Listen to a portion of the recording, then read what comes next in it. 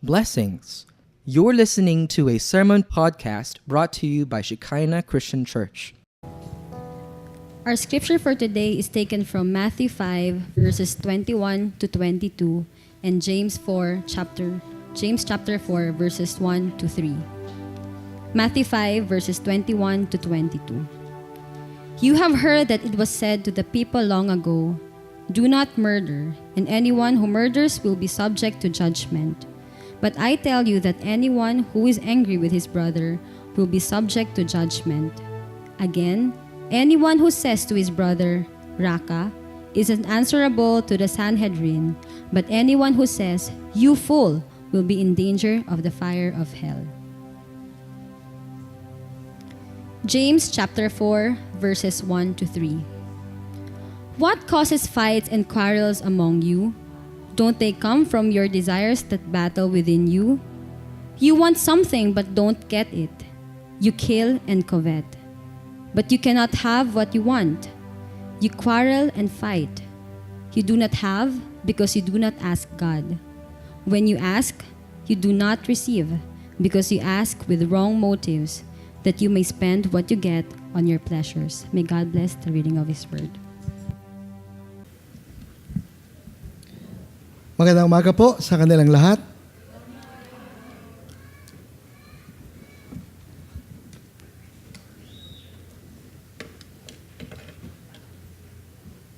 Okay, we'll just wait for the rest to be settled, and then we'll carry on with this portion where we get to hear the message from the Word of God. Mandalangin po tayo. Kinikilala namin, O Diyos, na kayo ang dakila sa lahat. Kayo ang siyang naghahari sa sanlibutan, sa buong sangkatauhan. Kayo ang Panginoon. Kayo ang aming tagapagligtas. At sa mga sumandaling ito, O Diyos, kinikilala namin ang inyong paghahari. Hindi lang sa sangkatauhan, kundi sa personal na buhay ng bawat isa. At dahil dito, Panginoon, naway kayo ang siyang mangusap sa inyong mga anak. Marinig nawa namin ang iyong tinig at aming ipamuhay. Kami ay tumugon sa mga salitang aming matututunan sa mga sumandaling ito. Sapagkat ito, O Diyos, ay aming panalangin sa ngalan ng aming Panginoong Kristo Jesus. Amen.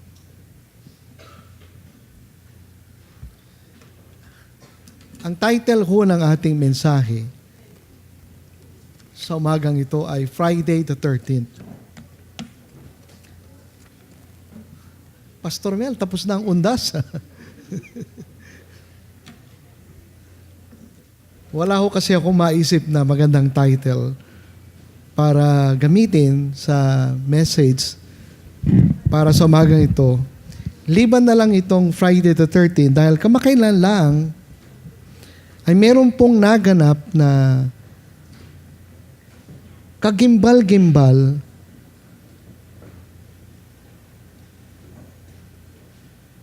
pwede nating sabihin isa sa pinaka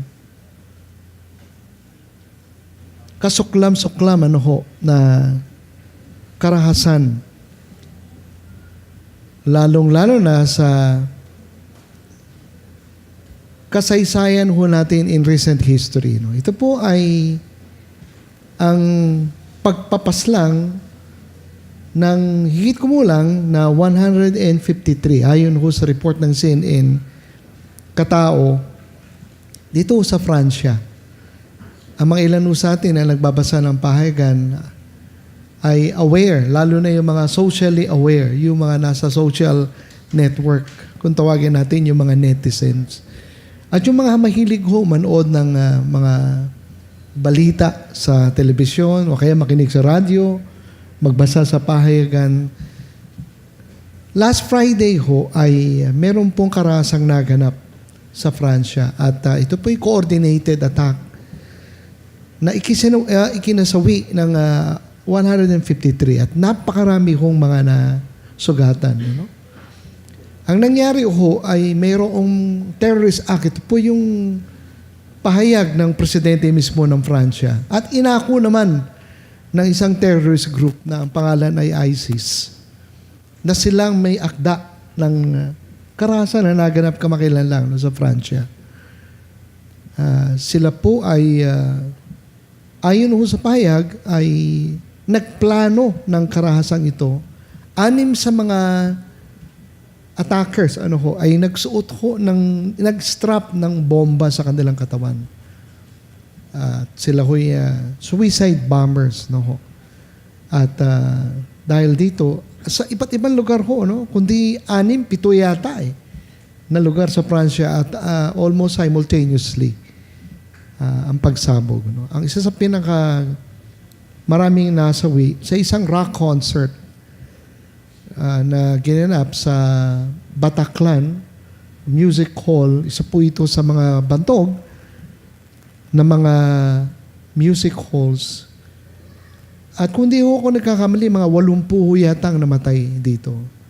Meron mga terorista siyang nagpaputok at sa kalsada, malapit, hindi naman lalalayo. At pumasok sa concert hall at talagang indiscriminately started firing. At karamihan ng mga nasawi, mga teenagers, mga bata dahil ito po yung rock concert, parang Eagles, hindi ho yung Eagles na na classic na Eagles na pinangungunahan nila Dan Henley. Ito po yung mga Eagles of the metal rock kung tawagin. Medyo batang version. At ito po yung mga American artists na pumunta para mag-concert. At napakarami yung mga dumalo. Nagpasabog sila sa isang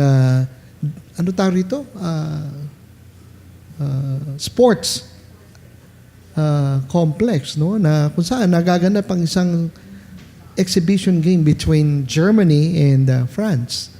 Alam niyo, ang soccer, talagang kung gaano tayo ka-crazy sa basketball, ganoon ka-crazy ang mga Europeans sa soccer. Sa katunayan, ang soccer is the most popular sport in the whole world.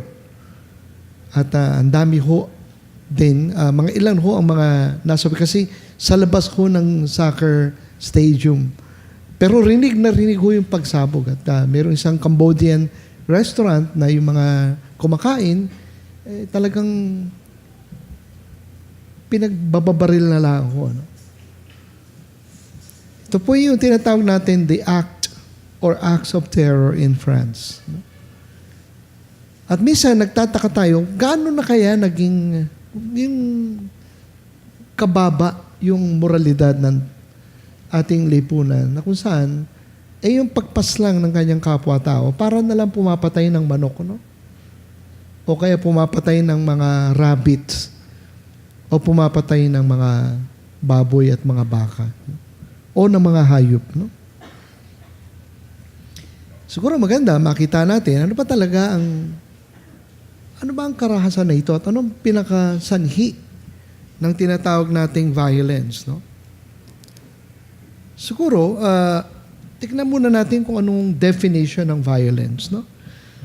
Sabi sa dictionary, ang violence daw is the physical force extended for the purpose of violating and damaging or abusing others.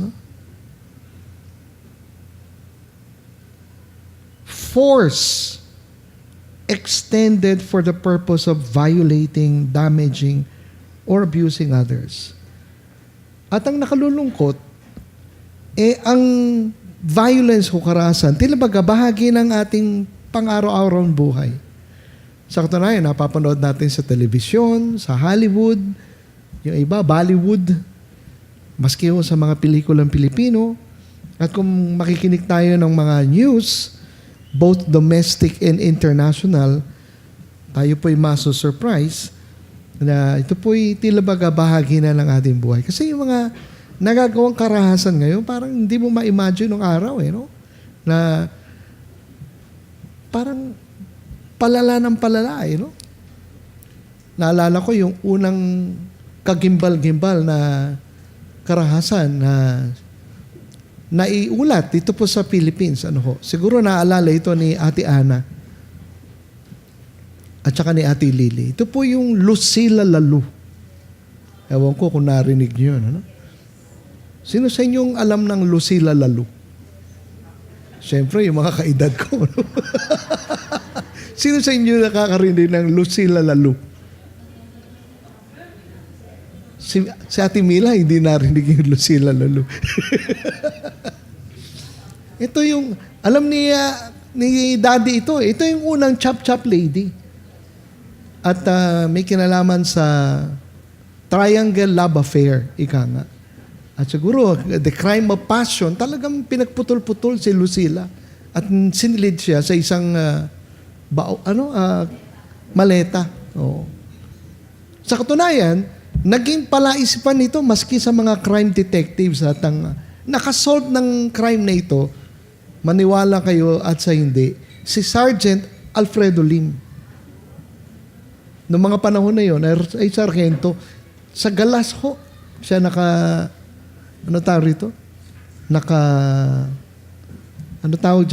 nakatalaga, no? Dito sa Galas Police Station. Katabing-katabi ng release. May Algeciras. Pamilyar ako dahil tubong Sampaloc ako eh. Malapit kami kay Ladona Sampaloc. So, yun ang una na talagang nakimbal ang buong Pilipinas. Ngayon parang pagputol-putol ng katawan, na lang eh. Ordinaryo na lang. Hindi ba? Iba nililibing ng buhay. At saka talagang matindi ang tinatawag nating massacre, karahasan, abuse, violence. Ano pa talaga ang cause nito? May nagsabi na ang relihiyon daw ay may kinalaman sa mga karahasan at digmaan sa buong mundo. No?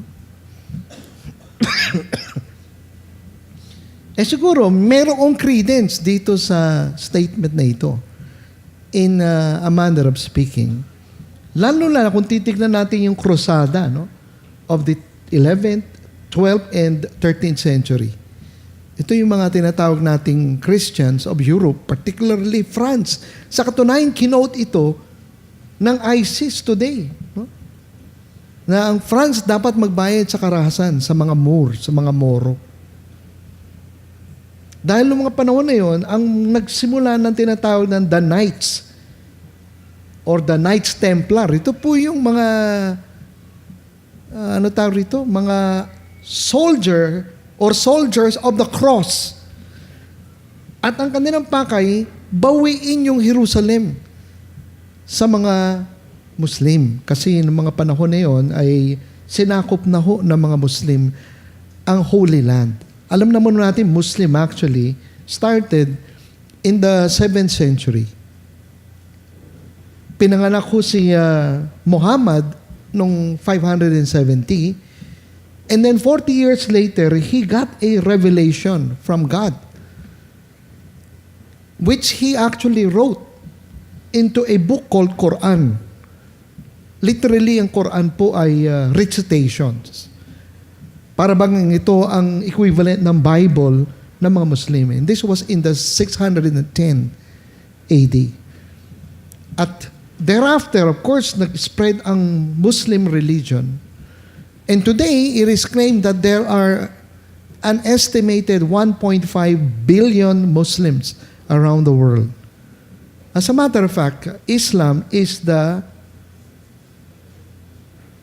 fastest growing religions or the fastest growing religion in the world. Tinalo ho ang Christian.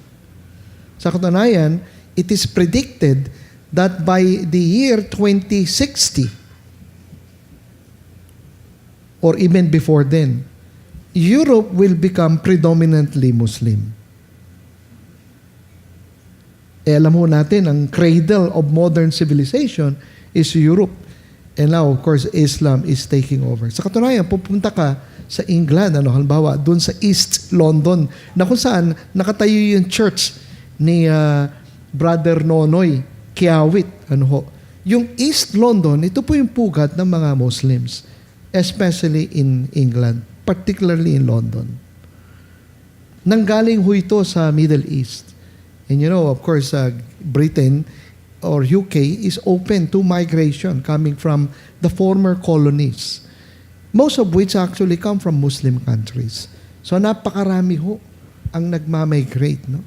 Sa katunayan, ang kanilang suspecha dito ho sa France, karamihan ng mga, actually lahat yata, mga Syrian terrorists. No? At hindi nila matiya kung ito yung mga Syrian refugees na pumasok o ito yung mga terrorists na nag-blend doon sa mga refugees at nakapasok ho sa France. Kasi alam naman natin, di ba, merong ngayong tinatawag na refugee crisis, no, in the Middle East, particularly in Iraq and Syria. Dahil yung mga extremist Muslims are killing their fellow Muslims and Christians. Wala silang sinasanto. Kasi alam niyo, mga Muslims, marami din kung mga spectrum. No? Merong tinatawag na fundamentalist, merong extreme fundamentalist, at saka merong centrist, at saka merong ultra, tinatawag natin, liberal. Parang mga Christians. No? May ultra-conservative and fundamentalist, at saka meron ding ultra-liberal. Sa mga tuwid, napakalawak yung kanyang spectrum. So yung mga ISIS, hindi lang naman ang mga Christians ang kanilang bina-violate. No? Pati rin ho yung mga kapwa nila Muslim. Lalong-lalo na silang mga so-called liberals, yung hindi nagpapasailalim doon sa tinatawag na Sharia law. And by the way, the Sharia law actually is not in the Quran. No? Sharia law actually was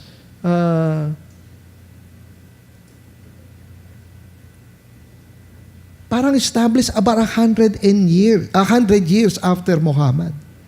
100 at least, at the very least. No? So ito po yung mga dinevelop na mga followers ng Muhammad. At ang ibig sabihin ng Sharia, the way of life, uri ng pamuhay. Alam naman natin na si Muhammad actually also became a civil leader, particularly in Medina. Galing po siya sa Mecca, doon siya pinanganak, pero na-persecute siya sa Mecca, pumunta siya sa Medina. Yung Medina, yun po yung isa sa mga cities ng Arabia or Saudi Arabia. No? At doon po sa Medina, kinilala siyang bilang isang leader na kung saan marami po siya mga institute ng mga civil laws. At yung mga followers niya after him actually developed the Sharia law. Nga alam natin na pati sa pag-i-interpret, ika nga ng tinatawag na Quran, mayroon tinatawag na literalist, ultra-literalist interpretation. Meron naman tinatawag na more liberal. Yung mga ultra-conservative, ito yung mga literalist. Kamakailan, kausap ko yung aming professor sa, tawag dito? Sa ATS, American siya, no? Dr. Stan Cruz. He's teaching in the course on world religions. At nagpunta raw sila dito sa may Tandang Sora, somewhere, at pumasok sa isang Muslim mosque. No? Part ng kanilang field trip. No? At doon daw, marami daw mga kababaihan ang nakasuot ng Muslim garb. No? At nakatakip yung muka at slit lang yung nakikita. No? Tsaka kulay itim yung suot. Ano? Marami tayong makikita niya, lalo na sa Middle East.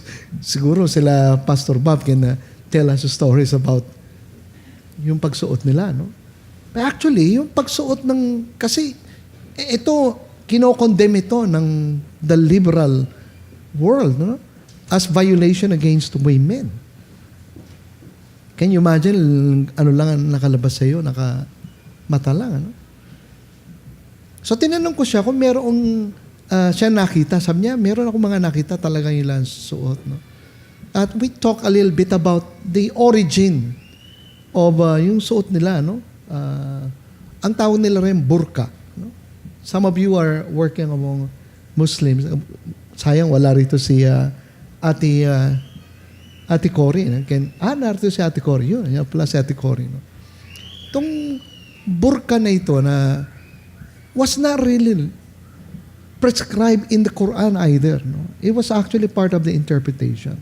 There is a verse in Quran. By the way, I have my Quran copy at home. Ang verse doon is modesty. Pero hindi nakalagay doon kung anong klase itsura ang susutin mo. Kasi nung nasa Medina na si Muhammad, at by the way, he had about 11 wives. No? Actually, iba-iba, conflicting ang reports. No? Sabi 9, iba 11, iba 13. Pero when his first wife died, he remarried and he married at the very least around 9 wives. No? Ang dami no? Siya, although after him, pinagbawal na yung more than 4. No? 4 lang inaalaw. No? Anyway, so mga tao pumupunta sa kanya for counseling, for judgment, doon wala silang tinatawag na privacy. Kasi nakatira siya sa mosques. No? Dahil talagang public place. No? So in order to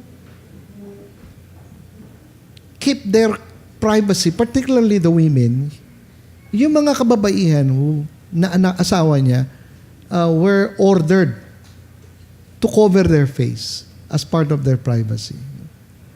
And this was actually followed by Muslims of succeeding generations. So kung titignan natin, it's not in the Quran. Pero the way they interpret the Quran, it appears na ganito ang isusuot mo dahil ito ang sukatan ng modesty. Kaya nga nung nagkaroon ng desert storm at desert shield muna bago yung storm, no?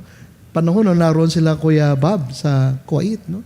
Ang daming mga soldiers coming from the United States that provided the shield sa Kuwait dahil sinasakop na ng Iraq ang Kuwait. In fact, nakakuha niya na ang portion ng Kuwait. Maraming mga soldiers doon na mga kababaihan ng mga Americans, naka-shorts lang. Talaga na-scandalize yung mga yung mga Muslims. No? Dahil, can you imagine, sila nga mata lang ang pinakikita. Ito talaga kitang-kita. So they were really scandalized and they couldn't understand. Kaya lang wala sila magawa dahil tinutulungan sila ng Amerika. At ginawan sila ng shield against the aggression of Iraq. No? So here you see how this particular tradition developed or came about. No? So balikan natin. Ito ba ang cause ng terror? Ito ba yung nasa Quran? Ito ba yung nasa... Well, actually, if you read Quran, especially Islam as a religion, the word Islam is basically a religion of peace. No? At wala naman talagang malinaw na nakasulat sa Quran about, quote-unquote, using terror. Although, of course, there is what we call holy war, jihad. No? But the jihad actually is being abused in most cases by the extremists. Kasi ang isa sa mga nakagugulat, lalo na sa Medina when Muhammad was the civil ruler or the civil quote-unquote governor, talagang coexistence. May mga Hudyo at nirerespeto yung pananampalataya ng mga Hudyo. May mga pagans at nirerespeto yung kanilang pagiging pagan. May mga Muslims. Sa katunayan, when Muhammad came to Medina, there were only 130 followers. So they were the minority. Kaya lang because of his sage, his wisdom, ginawa siyang governor. No? In fact, naging arbiter pa siya sa mga disputes between tribal groups. So, makikita natin na balikan natin yung Crusades. No? Crusades is in the 11th century na, 12 and 13. Talagang ginamit ng puwersa ng Catholic Christians para muling bawiin ang Jerusalem. Tama na, bakit ba sinakop ng mga Hudyo, ng mga Muslim ang Jerusalem? Kasi ganito, no? in 2010, 620 pala, nagkaroon ng supernatural experience ito si Muhammad. Nagkaroon siya ng vision, nag-appear daw sa kanya, di umano, si Angel Gabriel. At ang ginawa ni Angel Gabriel, sinakay siya sa isang flying bird. Supernatural that is. Dinala siya sa Jerusalem. And while in Jerusalem, nakakita siya ng ladder mula sa heaven, bumababa. At pumanik siya doon sa ladder. At nakarating daw siya sa heaven or heavens. At doon nakita niya si Abraham, si Moses, lahat ng mga prophets, including Jesus Christ. At nung naroon siya sa heaven, binigyan siya ng order, di umano ni Allah, to pray 5 times a day. Doon na-institutionalize yung 5-day prayer. Pagkatapos ng dream na yon, Jerusalem became a sacred place insofar as the Muslims were concerned. So they wanted to take over Jerusalem. Nagtayo sila ng mosques. Although allegedly, right on top of where the tabernacle of David used to stand. Kasi alam natin, nasira na yung temple, AD 70 pa eh. Ito, 600 AD na ito. So, ang ginawa ng mga Muslims, sinakop nila yung Jerusalem, sinakop nila yung Palestine, nagtayo sila ng mosques. Ang tawag yata nila sa mosque na yun Al-Aqsa, if I'm not mistaken. Or the Dome, otherwise known as the Dome. Hindi, the big dome, the Dome. So, nice bawiin ng mga crusaders ito. So for 200 years, talagang lahat ng mga Muslims pinagpapatay ng mga crusaders. Ito pa yung mga knights. Kaya lang ang mga knights, naging sobrang powerful na yung Pope, dahil nakuha niya na yung Jerusalem, nakuha niya na yung kanyang goal, ang ginawa niya, one night, on a Friday, the 13th, tinawag niya for a celebration itong mga knights. Pero actually, ang plano niya ay mamassacre niya. And precisely, yun ang ginawa niya. Minassacre niya lahat ng mga knights at in-outlaw niya ang mga knights. Naganap ito, Friday the 13th. Dito nagsimula yung tradition na Friday the 13th. So, a little bit of history ito. No?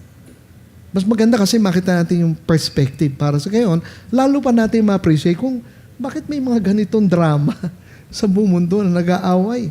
At tila baga, wala nang katapusan, lalo na sa Israel, sa Palestine, sa Syria, sa Iraq, sa Jordan. Kung pupunta ka sa west, naroon yung Egypt. Farther west, naroon yung Libya. At pinagkakaisahan, ika nga, ang Israel. Now, of course, we will take that up in another time, dahil hindi naman ayun ang concern ng aking message, no? Pero war, tila baga, were started by religious groups of yesteryears. Kaya sa gayon, ang tinatawag nilang belief, popular belief, na tila baga reliyon, tanggalin natin reliyon, mawawala na ng gera. Ito yung inaawit ni John Lennon. Imagine. There's no heaven, there's no religion. Nothing to die for. A brotherhood of men. Gusto niyo ba? Kantayin ko na. Kasi alam niyo naman si universalist yan si John Lennon. And I think he actually has a point dahil nagsasawa na, tila baga, sa tinatawag nating gera. Pero, if you look at history, lalo na itong 20th century, 1914 and 1941, two of the world wars were not committed or were not started by reason of religion. It was really more by reason of ideological conflict or conflicts, not necessarily religion. ito yung dalawa sa pinakamalaking gera. So talaga, yung pinopostulate na theory na religion is the cause of all war and conflict may not necessarily be true. Kasi sinasabi, tanggalin mo ng religion, tapos na. Wala na tayong pag-aawayan. Well, hindi ho. I hope ganun lang kadali yun. Pero talaga, hindi. Kasi alam natin, dun sa Nazi, atrocities, especially against the Jews, this is really more ethnic cleansing. The doctrine of the superior race and eliminating the inferior race. And then, of course, the communist ideology. Pati yung Cold War, talagang ideology po ito. Although, of course, ang kanilang prediction, babalik uli sa religion yan. Well, actually, totoo. Ang nakalulungkot lang, ang expression ng ating conflict, in most cases, naroon sa religion at saka nasa ideology. Because if you really come to think of it, talaga, may mga reflection tayong pwedeng gawin from the Bible in order to appreciate especially the cause of war and conflict and violence, especially in our world today. Ito sa James chapter 4. Binasa ito kanina eh. What causes fights and quarrels among you? Don't they come from your desires that battle within you? You want something but you don't get it. You kill and covet, but you cannot have what you want. You quarrel and fight. You do not have because you have not asked God or do not ask God. When you ask, you do not receive because you ask with the wrong or with wrong motives that you may spend what you get on your pleasures. Talaga, war actually begins from within. It's a conflict that starts from within. Tingnan natin ulit. Don't they come from your desires that battle within you? You want something. Of course, this is on a personal level, but this can also be applied against, or nation against nation, kingdom against kingdom, or tribe against tribe, individual against individual. In other words, the bottom line problem has to do with an internal problem or an internal conflict.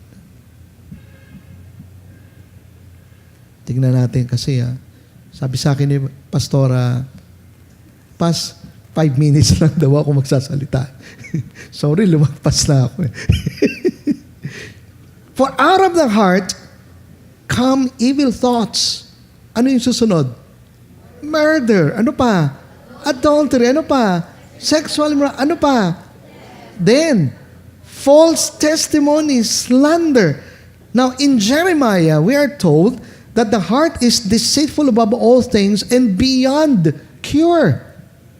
Who can understand it? Wow. Ito. The Lord saw how great man's wickedness on the earth had become, and that every inclination of the thoughts of his heart was only evil all the time. Nasa loob eh. Nasa puso. Sokdulan. Ang kasamaan, wika nga. So going back into the earlier question, ano ba talaga ang cause of war at saka violence? Religion? Ideology? Actually, it goes even deeper. It's the heart. Are you with me? Are you there? Di ba? Yung awayan sa family, sa nakatatandang kapatid at saka nakababatang kapatid. Siguro kanina, matin kayo ng study in the Word, di ba? Or, ng magkakapatid, mag-aasawa, magtatay, magnanay. And then, of course, you apply that even on a greater scale against, ito, agawa ng Spratly. Sige. Ang China, talagang naglagay na ng dash, ng 9 dash line. Talagang may prueba kami na sa kasaysayan, sa amin ito. Pangalan nga, South China Sea. Pangalan pa lang sa amin na eh. Sabi ng Pilipinas, hindi. Ang tawag namin yan, West Philippine Sea. O, di ba?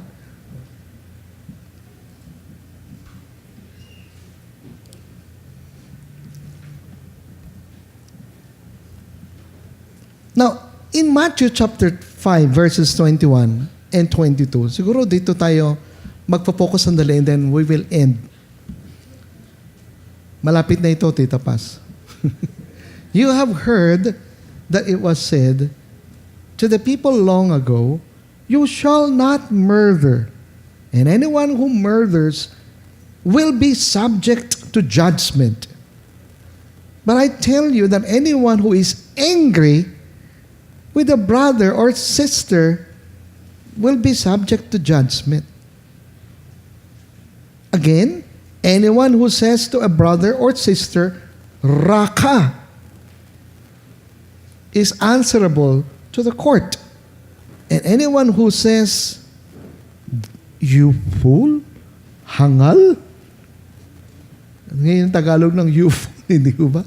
Sakang hangal, will be in danger of the fire of hell. Wow.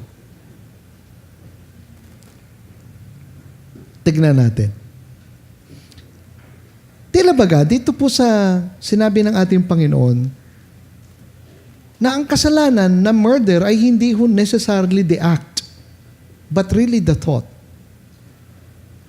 So while the act could probably be the so-called consummation of murder, but murder starts in the heart. Tama po ba? Ayan po ba yung nakasulat? Tingnan mo natin.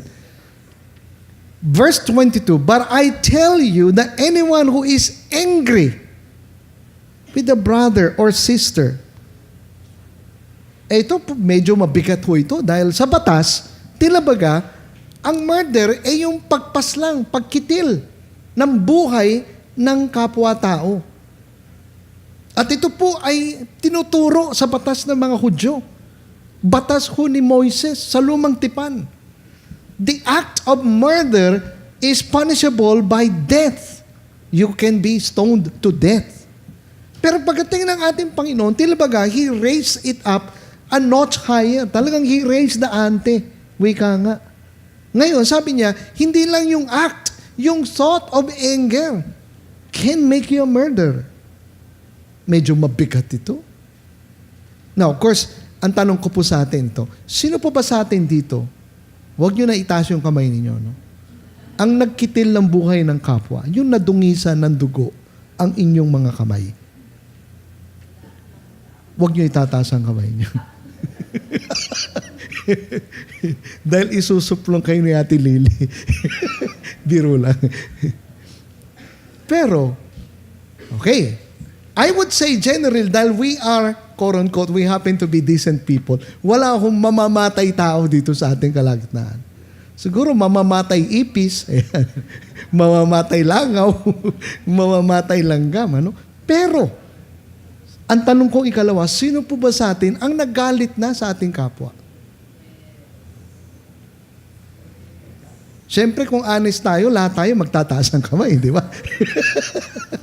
Yung mga sinungaling lang hindi magtataas ng kamay. Pero alam po ba natin na yung galit lang, puot sa puso, equivalent na yun sa murder, sabi ng ating Panginoon. Mabigat ito. Kung ganyan, Pastor Mel, sino pa ang makaliligtas sa impyerno? Lahat tayo, nagkaroon tayo ng galit eh.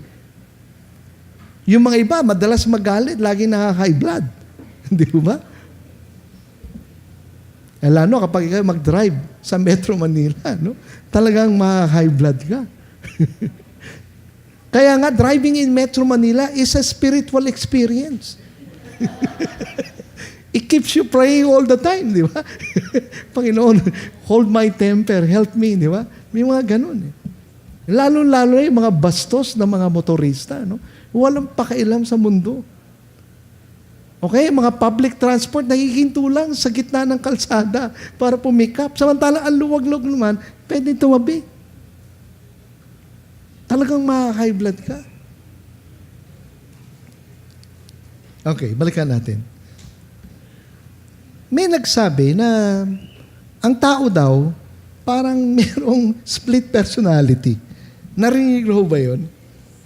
Yung kanyang unang personalidad, yung tinatawag na good. Yung ikalawa, yung tinatawag na evil. Merong isang philosopher at sinabi niya ng buhay daw ng tao, ang tao para daw chariot na kung saan dalawa ang kabayo mo. Yung isa talagang napaka-submissive, sumusunod sa renda. Yung isa naman talagang napaka-rebellious. Kahit anong renda, hindi ho talaga sumusunod. Yung isa, ito yung tinatawag na the horse of reason. The other, the horse of passion. Hindi yung passion, Passion, yung sinukbo ng damdamin. At kadalasan, tila baga, laging nagwawagi yung rebellious. Although alam natin, sa Shekinah, hindi ganyan. Dahil reasonable tayo mga tao. Tama ho ba? At hindi natin pinaiiral yung ating passion or emotion.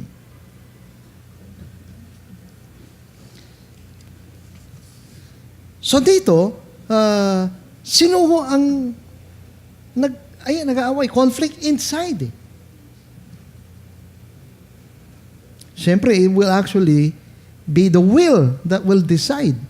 Kasi may nagsasabi, ang ating daw soul is composed of the reason, rational, the emotion, the passion, and the volition, the will. One that decides. Either the will yields to reason or the will yields to passion.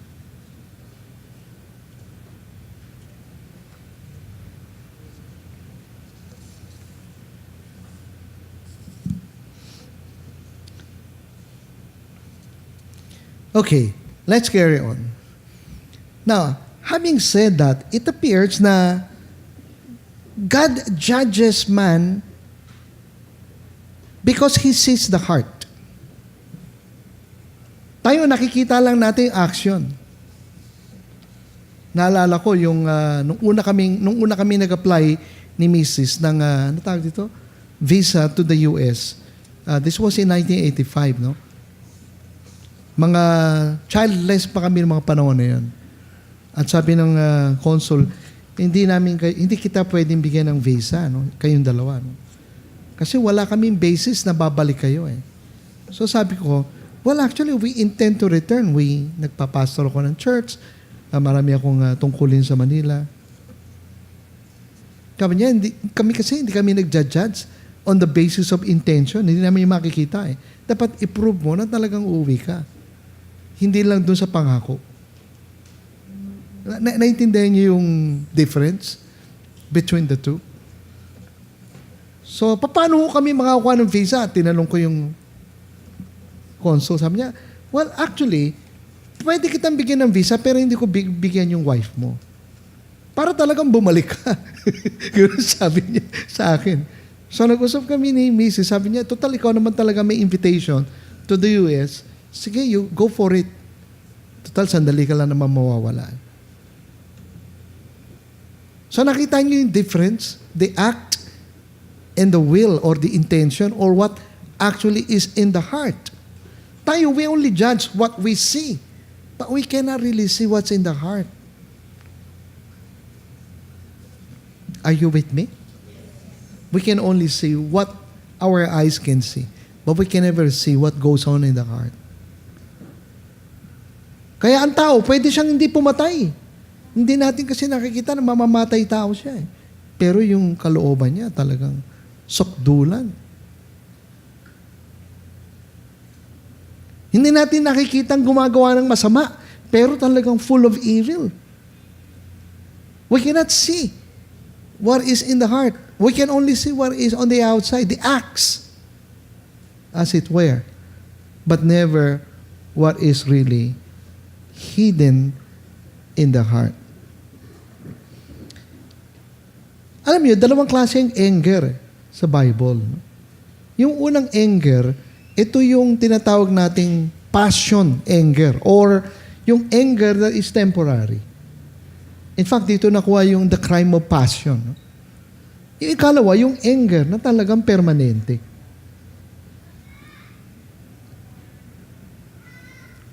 Ito yung sustained. Ang ginamit ko ng Panginoon dito na word, yung sustained.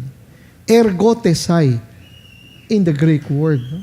Which is actually a more permanent and sustained anger. Ito yung, Ate Lily, ito yung talagang ninenurse mo siya.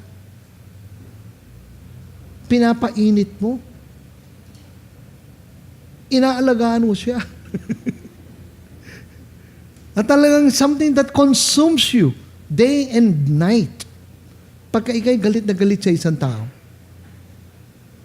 Hindi ito yung nagalit kayo, basta wala na. May mga tao ganun eh. Nagalit siguro dahil na-disappoint, na-frustrate. Paglipas ng minuto o oras, wala na. Pero may mga iba nakikim-kim. Ito po yung itinutukoy ng ating Panginoon dito. Yung hindi naman pakimkim. Iba yung ibig sabihin nun eh. Yung nagkikimkim.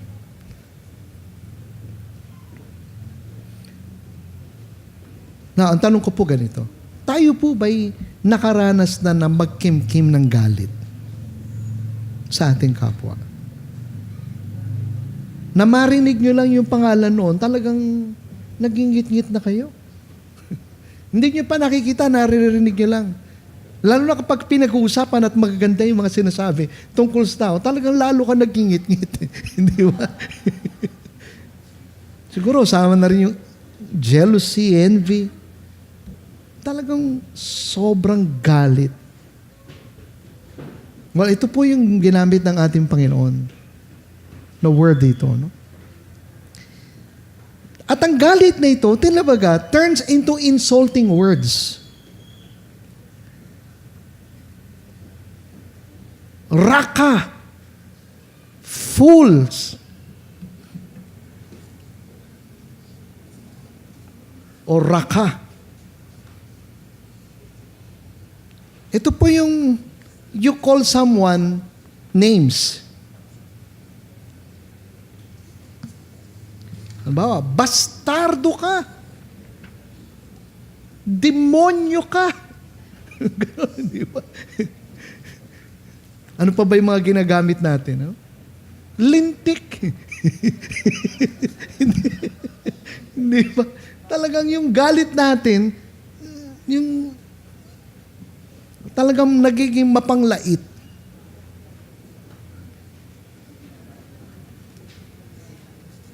Siyempre, sa Shekinah, walang ganyan, di ba? Wala tayong ganyan dito. Walang like datan. Di ba? Iba tayo rito. Tayo, mga mababait tayo dito. Fool, hangal. Yung raka, yung you actually utter,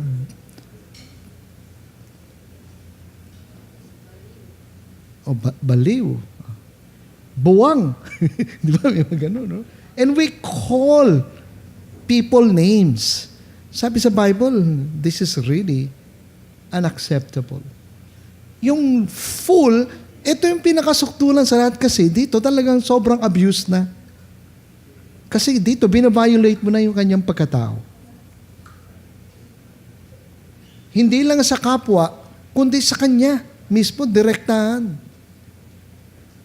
Hindi lang paninira na kung saan sinisira mo siya sa iyong mga kaibigan, sirkulo. Ito talagang tuwiran. Ang tawag dito talagang verbal abuse. Talagang sobrang pang-aabuso po ito. No? Basically, a violation of one's person.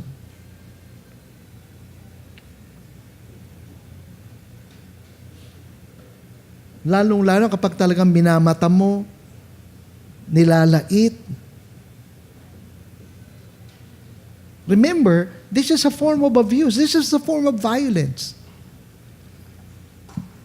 You may not actually call this physical violence, but this is psychological, emotional violence. Ito po ang pinag-uugatan ng ating tinatawag na conflict. It starts from within. That's the baseline. And once this is actually stemmed in its track or stopped in its track, it can actually escalate and it can actually go out of control. Sa mga Muslim, lalo sa Mindanao, ang tawag dito, rido. Conflict lang between two individuals can result into a conflict of clans and tribes. And by the way, nakaugat ito sa tradisyon ng mga Muslims.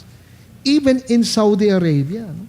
Kasi tribalism doon ay yung pinaka-highest value nila. They belong to a tribe. Pagka ikaw ay naagrabyado, the whole tribe will stand behind you against the violator. So doon nagsisimula yung tribal conflict and tribal war. So nagsisimula yan sa hindi nagbayad ng utang. Parang dyan sa Maharlika. Ngayon, naroon si Ate Cory sa Maharlika. Alam niyo naman dyan sa Maharlika, talagang mababa ang crime rate dyan. Sabi ko, talaga Ate Cory, mababa. Opo, Kuya Mel, talaga, bakit? Kasi hindi nila nire-report. Talagang they take justice in their own hands. So here, we start with the heart. We guard the heart, which is the very root of all evil. If we want to address the problem of violence, of abuse, of war, of bloodshed, we start with our own heart.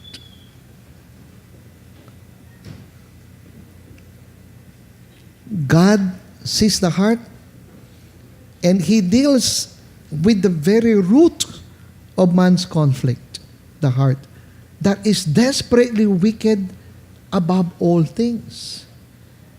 And what is amazing is that when Christ comes into the life of a person or an individual, He gives him or her a new heart. Tama po ba? He changes the old, the heart of stone, and replaces it with a heart of flesh. In other words, a heart that is soft and pliable and responsive to God's own heart. Mga kapatid, mga minamahal, ito po, napakagandang paalala ito sa atin. Sa ating lahat. No? Lalong-lalo tayong mga quote-unquote na agrabyado. Tayong mga nalamangan. O kaya nakaranas ng pang-aabuso ng iba. No? The natural and most common response is to get even. And to be vengeful. And to be angry. And to be hateful. But of course, God's solution is one that forgives, that loves, that understands, that rises above our own unfavorable circumstances, including that of the abuse of others, and conquer evil with love. After all, love covers a multitude of sins. Manalangin po tayo. Salamat po, O Diyos, sa inyong salitang aming napakinggan. Nawa ito ay magsilbing aral sa amin at higit pa kaming lumago sa aming pamumuhay ng naaayon sa inyong kalooban. Buhay alinsunod sa inyong kabanalan, sa inyong pag-ibig, at sa inyong biyaya. Ito po ay aming panalangin kay Kristo Jesus. Amen. Thank you for listening. If you were blessed by today's sermon, consider sharing this episode with others or subscribe to our channel for updates and new content. Again, thank you for listening and may God bless you.